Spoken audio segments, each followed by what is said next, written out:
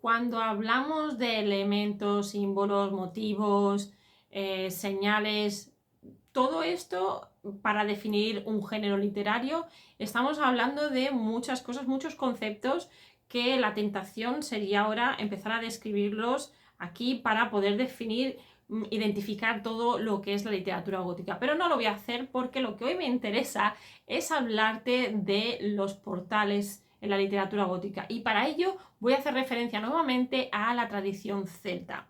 Así que si te interesa este tema, te interesa descubrir qué portales tiene la literatura gótica y su importancia, en el vídeo de hoy, en estas pequeñas migas de pan góticas, hablaremos de esto para que tú empieces a identificar todos estos portales y veas la importancia que tienen cuando estés delante de una obra gótica o de una película de terror o de suspense o de miedo.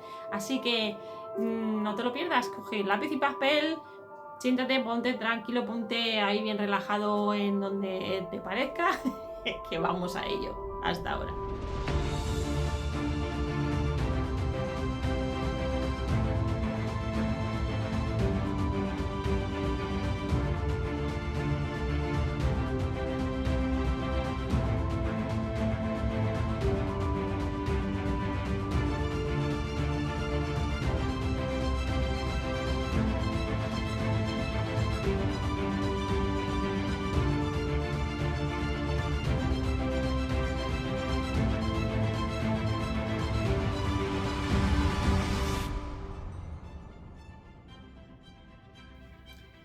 Hola alma gótica, soy Alice y estás en Gothicland, un lugar donde te ayudo a aprender más sobre ti mismo, sobre ti misma, y identificamos todos estos elementos que nos hacen góticos, nos hacen góticas.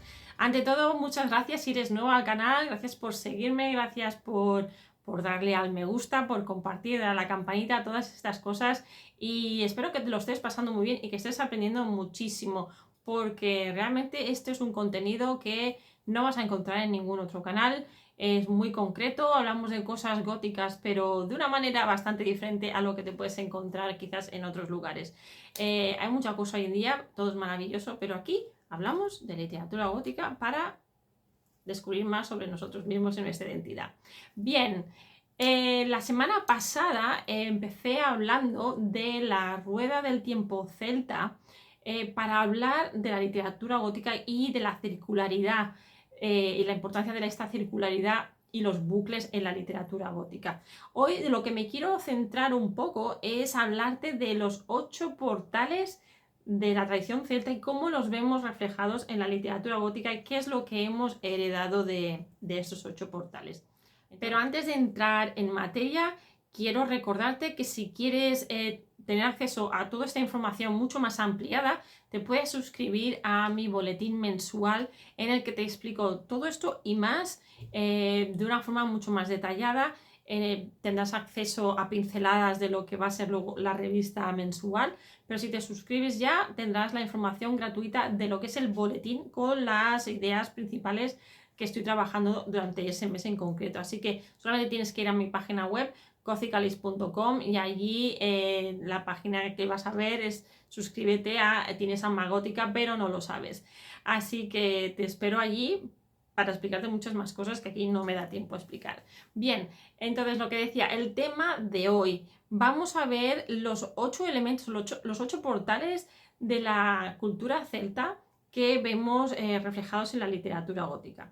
Y para ello vamos a hacer un poco de refresco, de repaso de esta circularidad y de la importancia que tiene la literatura gótica.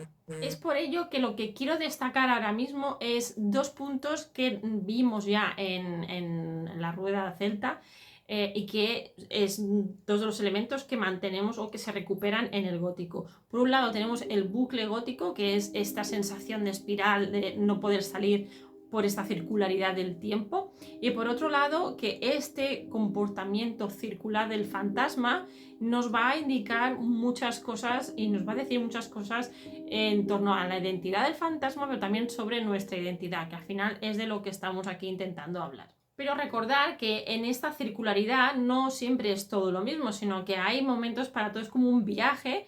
Esto incluso nos puede hacer recordar al viaje de Joseph Campbell, esto no lo he nombrado en el vídeo en inglés, pero esta circularidad nos hace recordar pues este recorrido que hacemos en nuestra vida. Y lo importante que es aquí los intervalos de pasar de una etapa a otra, de un proceso al otro. Siempre en estos grises es donde vamos a encontrar lo gótico. ¿Por qué? Y los portales. Vamos a encontrar básicamente dos aspectos claves de esos intervalos. Por un lado, los portales funcionan como momentos mágicos del año para los celtas, y esto es algo que también se hereda en la literatura gótica, y que los portales también son estos espacios liminales en los que encontramos lo sobrenatural, es donde se dan nuestros fantasmas, es donde se da todo lo que no tiene explicación, es donde se da todo aquello que es extraño, aquello de lo que nos llamaba Freud, que pasamos de una cosa a la otra, pero estábamos en un momento o en un sitio familiar para nosotros y de golpe ya este sitio, este lugar ya no es familiar porque hemos pasado a la siguiente fase de alguna manera. Pero si no estás familiarizado o familiarizada con los portales celta, creo que lo más importante es ahora comentarte los 8 portales que hay. Incluso el número 8, para los que siguen numerología y estas cosas, es incluso un número importante. Eso ya iremos viendo, lo iremos introduciendo poco a poco, porque todo esto se ve reflejado en la literatura, ciertos tipos de literatura y ciertos personajes que podemos ver. Bien, pues los 8 portales celta. Con algunos ya estás familiarizado y familiarizada, pero vamos a empezar con el portal en el que acabamos de ya pasar, pero estamos en ese mes todavía haciendo celebraciones. En el mes de mayo estamos hablando del mes de Beltane. Puede ser, el portal en sí mismo es del 30 de abril al 1 de mayo. Tenemos aquí entre los 2 días. Pensar que estos son portales, pasar de un momento al siguiente. Liza se da el 21 de junio, que es lo que vamos a entrar ya en el siguiente con el solsticio también de verano. Eso está a la vuelta de la esquina. Luego tenemos el 1 de agosto, el siguiente portal es el Lugnasat. El siguiente, el cuarto portal sería Mabon, que este será el 21 de septiembre. El de Samhain o Halloween, más conocido, es el que será entre el último día de octubre, el 31 de octubre y el 1 de noviembre. Yule es lo que conocemos como las Navidades, pero aquí el día en el que se celebra el día del portal es el 21 de diciembre. Luego ya cuando lleguemos a Navidad hablaremos de los otros. Imbolc sería el 1 de febrero y Eostre o Easter en inglés, Semana Santa, Pascua, el 21 de marzo. Así que seguramente que hemos visto aquí 2 o 3 portales que conozco. Halloween lo conoces, que aquí en España es lo que hemos heredado de la cultura anglosajona, pero realmente Halloween es lo que aquí en España en algunas partes es la castañada, por lo menos en Cataluña. En el resto no sé. El día de Todos los Santos sí, esto es lo más general. En la Semana Santa, que es Easter, Eostre, también estamos familiarizados y además se celebra muchísimo con connotaciones religiosas en nuestro país, pero seguimos celebrando muchas cosas paganas. El conejo de India no es nada cristiano. Y luego tenemos también otra, pues el Yule, es otra de las celebraciones, que aquí es Navidad, y si pensáis en el Yule, es esta estación en la que, bueno, en invierno, en la que celebramos el tema de cuando quemamos los troncos, que esto se celebra aquí, por ejemplo, en Cataluña, quemamos, aquí siempre estamos con el fuego, el tío, bueno, esto ya lo iremos explicando conforme llegue, pero en algunos países es muy importante. Estas celebraciones todas tienen su folclore, todos tienen sus rituales y de alguna manera están todos relacionados con esas celebraciones, esos rituales iniciales celtas que seguimos heredando y que también, por supuestísimo, en la literatura gótica vemos reflejados según qué obras.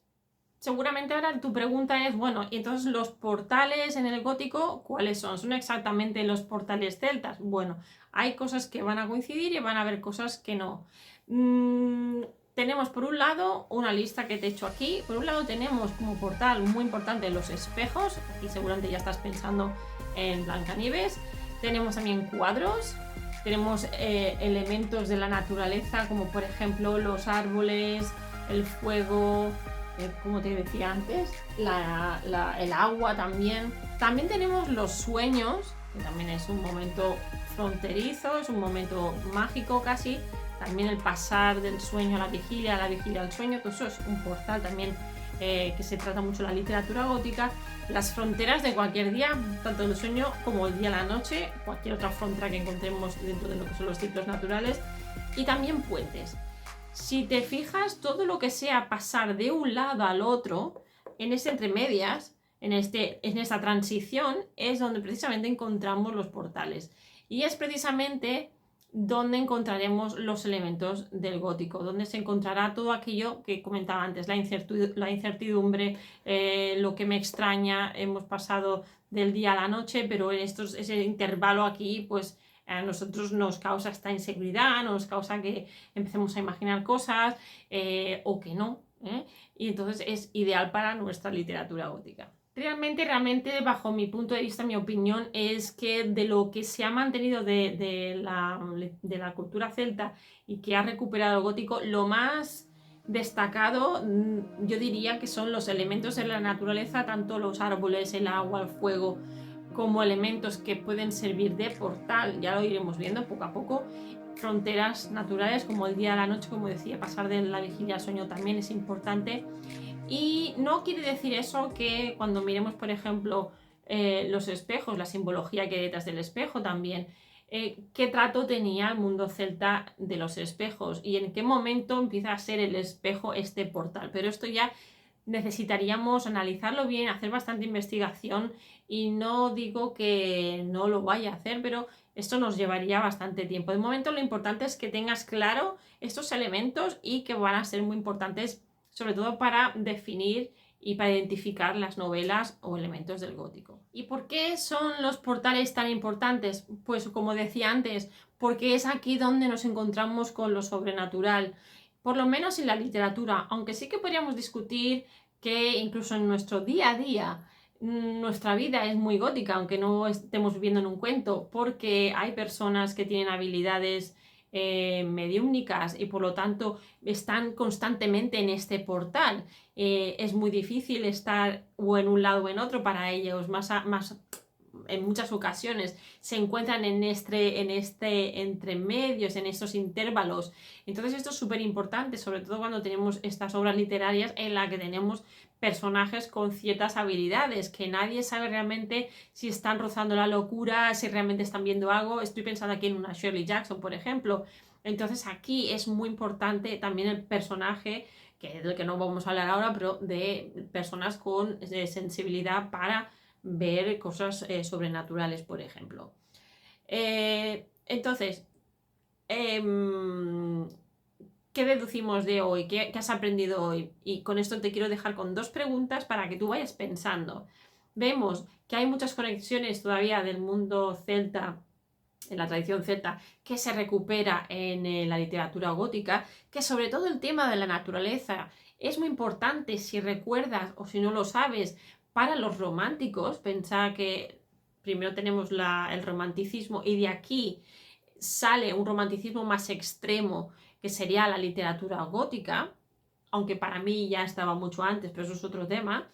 Y precisamente los románticos tenían esta sensación de admiración, esta sensación de la otredad con la naturaleza, por esta inmensidad. Entonces, de alguna manera es esto que hemos heredado y que tenemos como seres humanos, ya viene un poco de serie, esta admiración. Entonces, esta admiración también produce este miedo, que ya hablamos en otros vídeos de Edmund Burke, y hablábamos precisamente del miedo este que nos causa la admiración por la inmensidad de lo que nos rodea y que no es que viene de creaciones quizás no humanas, aunque a veces también esto se puede dar con el arte. Pero de esto ya hemos hablado en otros vídeos, si quieres en otra ocasión lo volveremos a repasar.